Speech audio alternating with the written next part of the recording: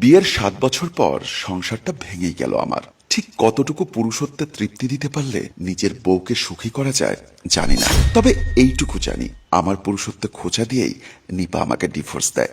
নিপা হয়তো জানতো পুরুষদের আঘাত করার জন্য এটাই সবচেয়ে মোক্ষম অস্ত্র, আর তার ব্যবহার সে সঠিকভাবেই করেছিল। যদিও এটা ছিল তার অজুহাত, কিন্তু ডিভোর্সের কারণ ছিল অন্য। নিজেদের পছন্দে বিয়ে হয়েছিল আমাদের, এক মেয়ের বাবা আমি। বিয়ের ৭ম বিবাহবার্ষিকী ধুমধাম করে পালন করেছিলাম আমরা। সেটা রেশ কাটতে না কাটতেই নিপা সবকিছু গুছিয়ে চলে যাচ্ছে।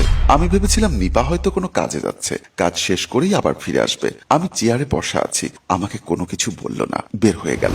একদিন নিপা হুট করেই বলল, দেখো নিয়াজ, এভাবে তো চলছে না। তোমার চাকরির বেতনের টাকায় সংসার চালাতে হিমশিম খেয়ে যাচ্ছি। আমি যদি একটা চাকরি নেই আরো ভালোভাবে চলতে পারবো। কথাটা হেসে উড়িয়ে দিলাম। আমার মেয়ে জেরিনকে কোলে নিয়ে ফিডার খাওয়াচ্ছি, তখন নিপা আমার পাশে এসে বসলো। আমি চাকরি করলে তোমার কি কোনো সমস্যা? কথাটা শেষ করে নিপা আমার দিকে নির্লিপ্ত দৃষ্টিতে উত্তরের অপেক্ষায় তাকিয়ে আছে। চোখ মুখ শক্ত করে বললাম, তুমি চাকরি পাবে কোথায়, আর পেলেও জেরিনকে দেখবে কে?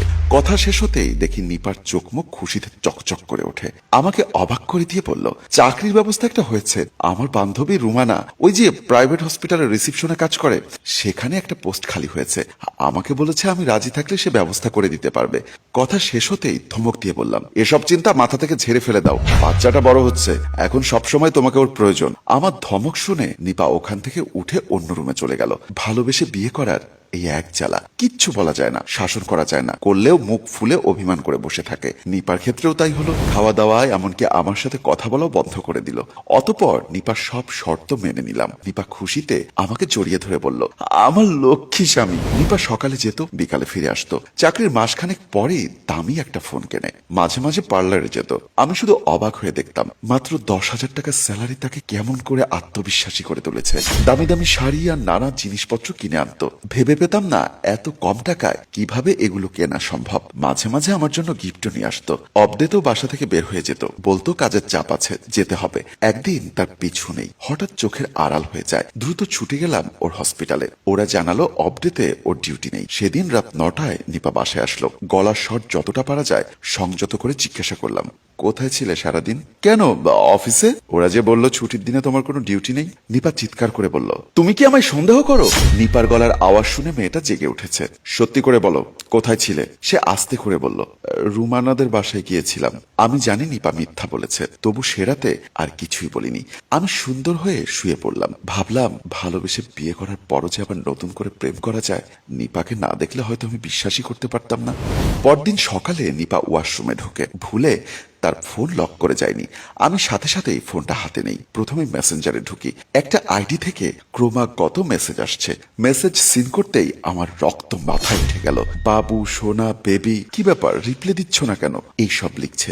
উপরের মেসেজগুলো দেখে বুঝলাম এই লোকটা আমার বউয়ের প্রেমিক। ওয়াশরুম থেকে বের হয়ে নিপা আমার হাত থেকে মোবাইলটা কেড়ে নিয়ে চিৎকার করে বলল, অন্যের ফোন হাতে নাও কেন? হ্যাঁ? বিদ্রুপের একটা হাসি দিয়ে বললাম, ইশতিয়াক চৌধুরীটাকে। ভেবেছিলাম কথা শুনে চুপসে যাবে, কিন্তু চোখ অন্যদিকে ঘুরিয়ে জবাব দিল, আমার বস। ও আচ্ছা, বস বুঝি তার কর্মচারীকে বাবু সোনা বলে ডাকে?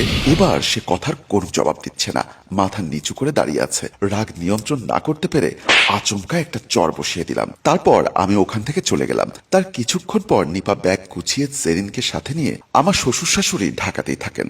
আমি জানিও সেখানে গিয়ে উঠবে। 2 ঘন্টা পর শাশুড়িকে ফোন দিয়ে জানলাম সে সেখানেই আছে। পরদিন নিপাকে আনতে গেলাম। আমাকে দেখেই শাশুড়ির মুখটা কালো হয়ে গেল। ড্রয়িং রুমে বসে আছি। শাশুড়ি আমার সাথে একটা কথাও বলল না। কিছুক্ষণ পর আমার শাশুড়ি মুখ কালো করে ওখান থেকে উঠে গেল। প্রায় 30 মিনিট হয়ে গেল। নিপা তখনও আমার সামনে একবারও আসেনি। বেশ কিছুক্ষণ পর নিপার বড় ভাবি নাস্তা নিয়ে আসলো। আমি বড় ভাবিকে বললাম, ভাবি কেমন আছেন? ভাবি উত্তর দিল, ভালো আছি।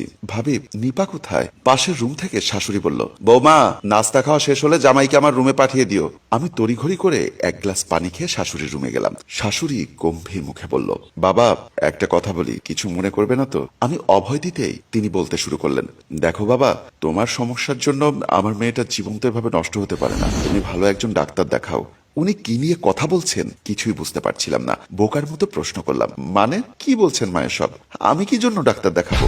তখনই নিপার ভাবি আমতা আমতা করে বলল, যদিও এসব লজ্জার কথা, কিন্তু অভিভাবক হিসাবে আমাদের একটা দায়িত্ব আছে, একটা সমাধানেও আসতে হবে।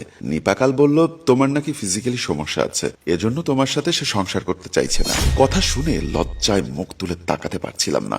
ভাবছিলাম নিপা কিভাবে পারলো আমার সাথে এমন নোংরা খেলা খেলতে। অনেকক্ষণ পর আস্তে করে বললাম, যদি সম্মতি দেন নিপাকে নিয়ে যেতে চাই। আমি আর নিপা বসে এটা ডিসাইড করে নিব। বড় ভাবি আর শাশুড়ি সম্মতি দিল। রাতে নিপাকে নিয়ে বাসায় ফিরলাম। ওই বিষয়ে কোনো কথাই বলিনি, কারণ একদিন পরেই আমাদের বিবাহ বার্ষিকী ছিল। সোজা ঘুমিয়ে পড়লাম। সকালবেলা ঘুম থেকে উঠে নিপার হাসি মুখ দেখে মনে হয়েছিল এবার বুঝি সে পরিবর্তন হবে। নিপা উঠে ওয়াশরুমে চলে গেল। আমি মোবাইলটা হাতে নিয়ে টিপাটিপি করছিলাম। 10 মিনিট পর নিপা ওয়াশরুম থেকে এসে বলল, শোনো, তোমার সাথে আমার সংসার করা সম্ভব না। কেন সম্ভব না? দেখো, এত কিছু বলতে পারবো না। ও আচ্ছা, ইমতিয়াজ লোকটা বুঝি আমার চেয়ে অনেক বেশি আদর করে তোমাকে? একদম বাজে কথা বলবে না। নিজের মা ভাবির কাছে স্বামীর নামে কুচ্ছা রটানো বুঝি ভালো কথা? 7 বছরের সংসার, ভালোবেসে বিয়ে করেছি, একটা বেবিও আছে। তোমার মুখ থেকে আমার নামে বদনামি রটানো কথা শুনে আমার কেমন যেন লাগছিল। নিপা এবার কথার উত্তর না দিয়েই রান্নাঘরের দিকে চলে গেল। আমি পরদিন ইমতিয়াজ চৌধুরী সম্পর্কে খোঁজ খবর নিতে তার অফিসে আসলাম। দারোয়ান থেকে জিজ্ঞাসা করলাম। দারোয়ান লোকটা সম্পর্কে অনেক কিছু বলল। লোকটা সেই হসপিটালের ম্যানেজার, ঢাকায় নিজস্ব ফ্ল্যাট আছে, প্রথম বিয়ে টেকেনি, ডিভোর্স। তারপর বাসায় এসে দেখলাম আমি যে শাড়ি কাপড় চোপড়গুলো কিনে দিয়েছিলাম সেগুলো রেখে নিপা ব্যাগ গোছাতে থাকে। আমি ভেজা চোখে বললাম, তুমি কোথায় যাচ্ছ নিপা? আমাকে উত্তর দিল, কাজে যাচ্ছি, দয়া করে আমাকে আর কোনো প্রশ্ন করবে না। আমি চুপ করে দাঁড়িয়ে রইলাম। নিপা চলে যাবার কিছুক্ষণ পর শাশুড়িকে কল দিলাম। সবকিছু খুলে বলার পর তিনি হাস্যকর ভাবে বললেন, তুমি আমার মেয়ের সাথে প্রেম না করলে ওকে আরো ভালো জায়গায় বিয়ে দিতে পারতাম। এখন তোমার সমস্যার জন্য সে থাকতে চাইছে না, আমি কি করব বলো? আমি আর কিছু বললাম না, ফোনটা কেটে দিলাম। সেদিন শাশুড়ির কথা শুনে বুঝলাম মা মেয়ে মুদ্রার এপিট আর ওপিট। এজন্যই হয়তো মুরব্বীরা বলে বিয়ের আগে কনের মা সম্পর্কে খোঁজ খবর নিতে, আচার ব্যবহার কেমন সেটা জানতে। নিপা চলে যাবার 2 দিন পর গ্রামের বাড়ি থেকে নিজের আব্বাকে নিয়ে আসলাম। আব্বা নিজেই জেরিনকে দেখাশোনা করে। 1 সপ্তাহ পরে আব্বা আমাকে চাপ দেন আর একটা বিয়ে করার জন্য। আব্বা বললেন, যে মেয়ে তালাকের 5 দিন পরেই যদি বিয়ে করতে পারে, আর তুই এভাবে বসে আছিস কেন? আব্বার কোনো কথার জবাব না দিয়ে চুপচাপ বসে রইলাম। রাতে আমার মেয়ে জেরিনকে সাথে নিয়ে ঘুমাই। মেয়েটা আমার হাতে মাথা রেখে ঘুমায়। তখন মেয়েটার মুখের দিকে চেয়ে ভাবি, আমি বিয়ে করলে জেরিন হয়তো মা পাবে, কিন্তু একজন সৎ মা কি সবসময় পারে অন্যের মেয়েকে নিজের মেয়ের মতো আপন করে নিতে? নিজের উপর খুব ঘেন্না হচ্ছে। কেন ভালোবেসে বিয়ে করেছিলাম? কি আমার অপরাধ ছিল? অনেক কিছু ভাবতে ভাবতে ঘুমিয়ে গেলাম। পরদিন অফিসে কাজ করছিলাম। বাসার মালিক ফোন দিয়ে হসপিটালে আসতে বললেন। জানালেন বাবা হঠাৎ অসুস্থ হয়ে পড়েছে। তড়িঘড়ি করে হসপিটালে ছুটে গেলাম। ডাক্তার জানালো সিরিয়াস কিছু না, প্রেশার বেড়ে গিয়েছিল। সেদিন হসপিটালেই বাবা আমাকে বললেন, বাবারে, মায়ের দোয়া যেখানে সেখানে সন্তানের কোনো অমঙ্গল হয় না। হঠাৎ দেখি বাবা অশ্রু ভেজা চোখে আমার হাত চেপে ধরলেন। আমি কখন মারা যাই ঠিক নাই। হ্যাঁ, আমি একটা পাত্রী দেখছি, তুই মানা করিস না বাবা।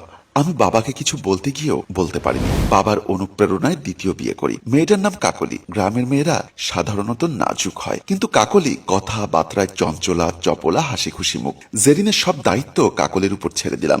কাকলির আচার ব্যবহার দেখে মনে হয় না এটা তার সৎ মেয়ে। নিজের মেয়ের মতো করেই জেরিনকে আগলে রাখে। একদিন দেখি মেয়েটা ঘুমিয়ে আছে। চুপি চুপি মেয়েটার রুমে গিয়ে মেয়েটার মাথায় তখন হাত বুলাই। ভাবতে থাকি, জৈবিক তাড়নায় বিয়ে করে হয়তো আমি সুখে আছি, নিপাও হয়তোবা সুখে আছে। আমাদের মেয়েটা তিলে তিলে যে চাপা কষ্ট নিয়ে বড় হবে সেটা কতটুকুই বা উপলব্ধি করতে পারি। নিজের অজান্তেই চোখ দিয়ে পানি চলে আসলো। সম্মানিত দর্শক, কথায় আছে গাছ কাটলে আর একটা গাছের জন্ম হয়। তাই অভিভাবকদের সুখ শান্তি থেকে কিছু অংশ সুখ বিসর্জন দিতে পারলেই সন্তানদেরকে মানুষের মতো মানুষ করা সম্ভব মনে করি। নিজের সুখের জন্য নিজের সন্তানকে এভাবে দূরে ঠেলে দেওয়া উচিত নয় বলে আমি মনে করি। তাই আমি মনে করি আমাদের উচিত কচি কচি ছেলে মেয়েদের কথা মাথায় রেখে সিদ্ধান্ত নেওয়া। গল্পটি ভাবনা পরিচালনায় মঞ্জুর মোর্শেদ, পরিচালনায় রেজাউল কবির চৌধুরী, ক্যামেরায় হানিফ ও শিহাব।